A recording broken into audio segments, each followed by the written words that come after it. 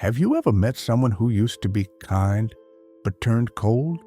A person who once radiated goodness but now seems hollow, even cruel? It doesn't happen overnight. It happens slowly, quietly, like a soul rotting from the inside out. Carl Jung called it the shadow, the parts of ourselves we suppress, deny, and bury, and when ignored, that shadow doesn't disappear, it grows. No one is born a monster. They are made by wounds unhealed, by truths denied, by pain left to fester. The kind child becomes the bitter adult, not because they chose darkness, but because they were never taught how to hold their pain without becoming it. You can only pretend for so long. You can smile, serve, be good for years. But when your shadow goes unexamined, it starts leaking through passive aggression, quiet resentment, outbursts that seem out of character, but they're not. They're the real character, breaking through the mask. Friedrich Nietzsche saw this coming. He warned us of ressentiment, a toxic brew of envy, frustration, and repressed anger. When we're powerless and refuse to admit it, we start moralizing our weakness. We tell ourselves they're bad because they have power. We're good because we don't.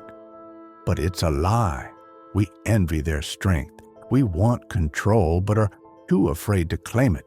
So we demonize those who do and glorify our own suffering. That's how good people become dangerous, not by embracing evil, but by denying their desire for power until it erupts in twisted, righteous rage. Hannah Arendt called it the banality of evil.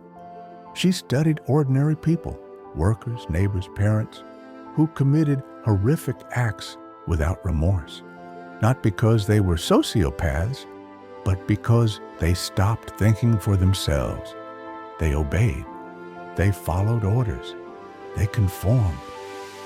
Arendt wasn't warning us about monsters. She was warning us about mediocrity, about the death of critical thinking, about how people lose their souls not through dramatic choices, but through passive ones.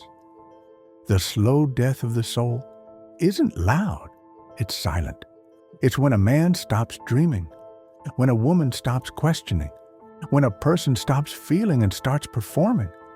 They wear the mask of normal, but inside, they're empty.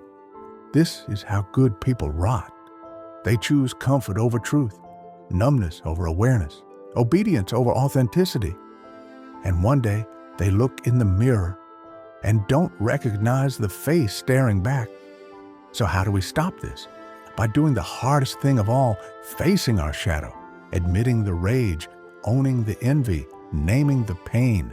Because the only thing more dangerous than evil is denied evil, pretending to be good. So ask yourself, are you ignoring your shadow? Are you performing goodness to be accepted while your soul is starving for truth? Schopenhauer said, "The person who seeks truth must endure loneliness." But what's lonelier than living a lie? If this message echoed something inside you, don't let it fade. Subscribe. This channel is for minds that think too much, feel too deeply, and dare to face what most people fear. Comment below. Have you ever felt your shadow rising? Let's talk about it.